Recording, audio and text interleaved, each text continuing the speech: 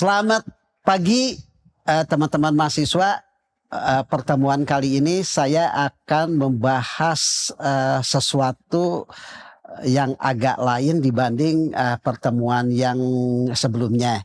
Pada pertemuan yang lalu saya memberikan materi tentang news value atau nilai berita.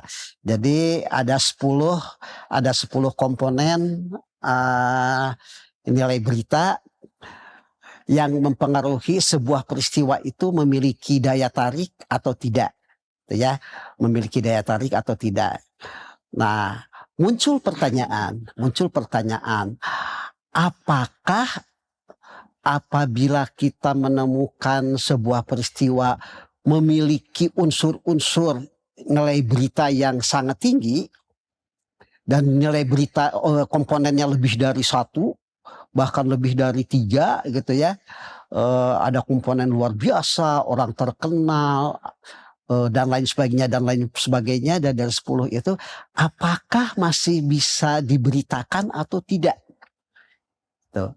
Dan ternyata dalam dunia jurnalistik itu ada yang namanya pertimbangan berita atau news judgment tuh, ya. Nah, apa news judgment itu? Nah, jadi gini, dalam memproduksi berita ternyata tidak cukup dengan memperhatikan aspek nilai berita saja, tetapi juga harus mempertimbangkan berbagai hal untuk tujuan tertentu. Nah, pertimbangan ini dalam dunia jurnalistik disebut sebagai news judgment atau pertimbangan berita. Oke, pertimbangan berita itu ada apa saja? Mari kita lihat.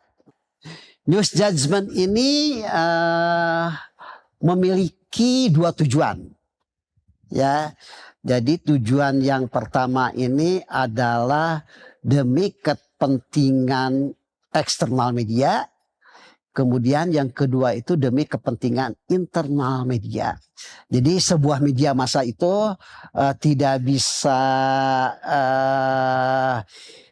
hidup dengan sendirinya gitu ya. Tidak bisa mengabaikan aspek-aspek eksternal, tidak bisa mengabaikan aspek-aspek internal juga, gitu ya.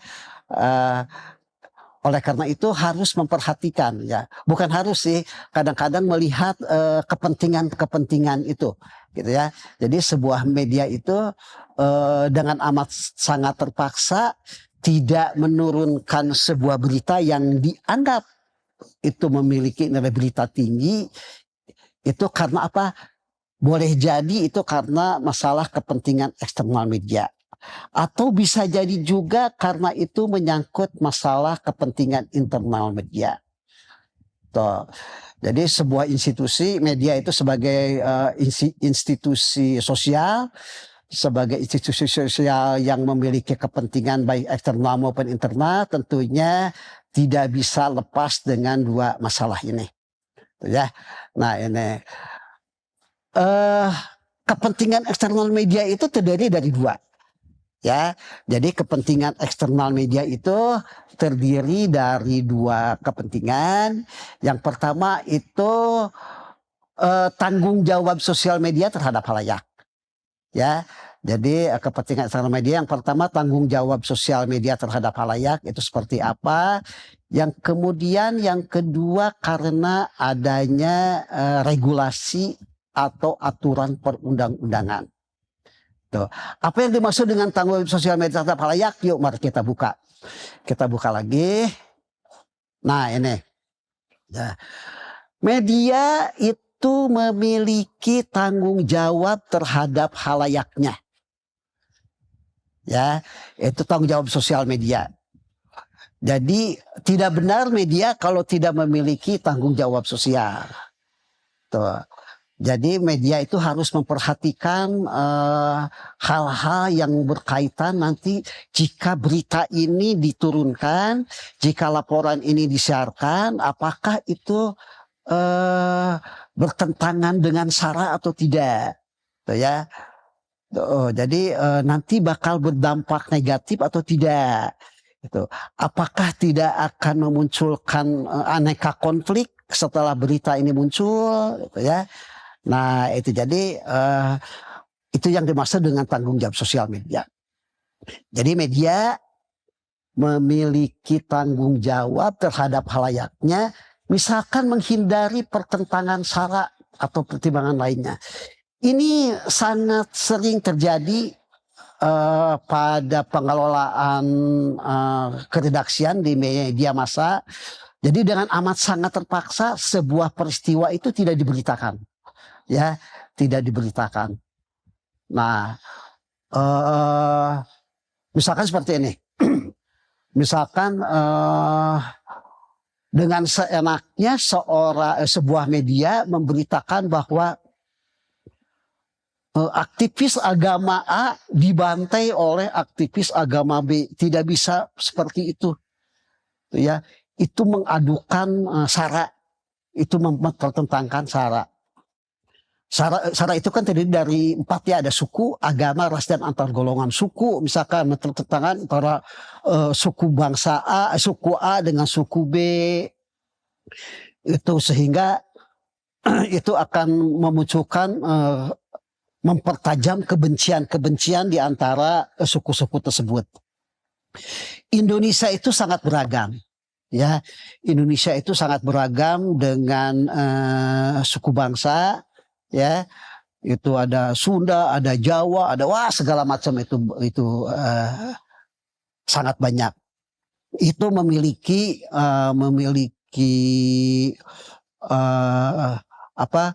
memiliki kekhasan sendiri, memiliki daya tarik tersendiri, memiliki kekuatan-kekuatan tersendiri apabila suku itu diusik, gitu ya. Nah, kemudian unsur A-nya agama. Nah, agama apalagi, gitu ya, mempertentangkan agama. Makanya kita tidak pernah mendapatkan pemberitaan yang mempertentangkan antara agama A dengan agama B. Misalkan ada pembakaran tempat ibadah agama A oleh umat agama B. Aduh, itu sama sekali itu sama sekali merupakan berita yang amat sangat dihindari. Tuh. Kemudian juga ras, ya, ras misalkan antara ras A dengan ras B. Jadi selain ada suku juga ada ras, ya, di dunia ini, khususnya di Indonesia. Ada Cina, ada Arab, ada India dan lain sebagainya. Itu juga harap hati-hati dalam pemberitaannya, apalagi yang menyangkut dengan halayak, ya. Halayak, misalkan tukang beca dianiaya oleh orang Arab, oleh orang India atau orang Cina, itu. Nah, maka itu akan memunculkan kebencian. Dan juga yang tidak kalah sensitif adalah yang terakhir, antar golongan. Ya, mempertentangkan golongan mahasiswa A, mahasiswa B, gitu. Itu seringkali saya ngelihat di siaran berita televisi, kampus ini menyerbu kampus itu. Aduh, sebetulnya itu sudah menyangkut sara sih sebetulnya. Tuh. Dan ternyata benar. Jadi ada beberapa yang ditegur juga. Itu bisa antar golongan, itu bisa antar kampus, bisa antar partai, bisa antar kelompok, antar organisasi dan lain sebagainya. Ya. Nah, jadi itu salah satu. Itu hanya dari segi sara aja, gitu ya. Nah, tetapi tanggung jawab sosial media ini juga bisa juga melihat pertimbangan lainnya. Nah, yang kedua, masalah eksternal ini adalah regulasi media. Media itu memiliki aturan, ya. Media itu memiliki regulasi yang diatur dengan hukum maupun dengan etika. Jadi sebuah media mungkin tidak memberitakan sebuah peristiwa karena ini bertentangan dengan hukum. Ya, aduh ini bisa menyangkut nama baik nih ya. Eh, Nama baik seseorang bisa saja nanti bisa itu ada juga yang pertimbangan-pertimbangan seperti itu, tetapi juga sesungguhnya secara internal juga media itu dibatasi oleh etika media yang berlaku. Etika media ini biasanya berupa kode etik ya, baik kode etik jurnalistik yang diatur oleh Dewan Pers maupun kode etik di masing-masing media. Masing-masing media itu punya etika tersendiri, masing-masing media itu memiliki aturan tersendiri, tidak boleh ini, tidak boleh itu, tidak boleh ini, tidak boleh ini, dan lain sebagainya. Ya. Nah, jadi itu dua. Oke, mari kita buka selanjutnya. Yang tadi kepentingan eksternal, nah sekarang juga tentang kepentingan internal media. Ya, jadi sebuah media itu tidak bebas nilai, sebuah media itu tidak bebas sebebas-bebasnya. Di samping tadi ada rambu-rambu yang bersifat eksternal, nah tetapi juga kita memiliki rambu-rambu yang bersifat internal media. Jadi tidak ada media yang bebas sebebas-bebasnya, tidak ada media yang bisa memberitakan seenaknya, tetapi juga amat sangat dipengaruhi oleh masalah-masalah yang demi kepentingan internal medianya sendiri. Tuh. Misalkan ada sebuah peristiwa besar dimuat oleh media lain, tetapi sebuah media dia tidak memberitakannya. Nah, boleh jadi itu karena ada oleh 4 hal ya. Oleh 4 hal. Yang pertama karena ideologi media. Meskipun banyak kritik bahwa sekarang media itu ideologinya semakin lemah gitu ya. Ya, tetapi media itu memiliki ideologi, memiliki visi misi gitu, memiliki visi misi. Jadi visi misi itu juga berkaitan dengan siapa halayak medianya juga, ya. Jadi ideologi media ini menyangkut juga hal-hal tentang segmentasi medianya juga, ya, tentang segmentasi medianya juga. Jadi kalau ada berita kebakaran besar, mall besar kebakaran itu menyebabkan ratusan orang meninggal, semua media memberitakan, tetapi ada media tertentu yang sama sekali tidak memberitakan, yang mungkin karena segmentasinya yang berbeda. Ya, segmentasi saya adalah majalah anak-anak. Media kami adalah media hiburan. Jadi itu jadi nggak masuk, gitu ya. Nah itu jadi itu berkaitan dengan itu, ya. Yang berikutnya adalah kepemilikan media. Ya, ini juga menyangkut kepentingan internal media. Siapa pemilik media tempat si jurnalis itu dia bekerja. Jadi seringkali ini kejadian ada jurnalis yang merasa kecewa berat karena berita yang sudah dibuatnya, beritanya bagus, media lain yang menurunkan, tetapi ternyata di medianya tidak turun, gitu. Tidak disiarkan, tidak dimuat. Nah ini, ternyata itu menyangkut kepemilikan media. Ternyata media ini dimiliki oleh orang yang diberitakan, ya, karena kasusnya besar. Oh, ternyata media ini milik dia, itu saham dia sangat besar di media ini, sehingga dengan amat sangat terpaksa media tersebut tidak dapat memberitakan sebuah peristiwa, ya, tidak memberitakan sebuah peristiwa. Nah ini juga menyangkut kepentingan internal media. Ternyata pelaku kasus korupsi itu adalah pemilik saham terbesar dari media yang tidak memberitakan itu. Tuh. Berikutnya kepentingan media ini menyangkut juga politik dan ekonomi media. Ya, politik ekonomi media, sebuah media itu memiliki aturan main, sebuah media itu memiliki taktik, memiliki cara dan lain sebagainya. Tidak harus selalu dalam politik, dalam arti politik praktis, tidak gitu ya. Politik dan ekonomi media ini menjadi sebuah kajian khusus dalam dunia media komunikasi massa, ya, menjadi sebuah kajian khusus yang amat sangat menarik.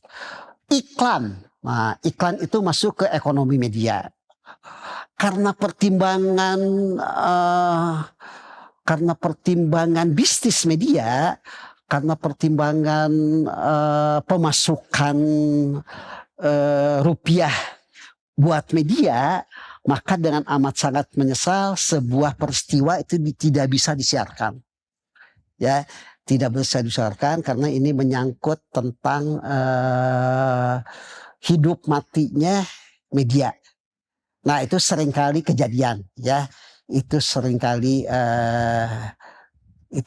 kejadian, sebuah peristiwa tidak dimuat karena ternyata kalau ini dimuat dikhawatirkan iklan yang selama ini lancar ini tidak lagi mampir di media yang bersangkutan. Nah, yang terakhir untuk kepentingan internal media ini adalah kepentingan media lainnya. Jadi kepentingan media lainnya adalah keamanan. Ya, demi keamanan dengan amat terpaksa tidak bisa memberitakan sebuah berita. Itu karena misalkan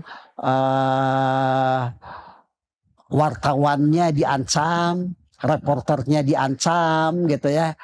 Dengan amat sangat terpaksa, dengan amat sangat berat. Biarkanlah media lain yang memberitakannya, media kita tidak, gitu ya. Nah ini,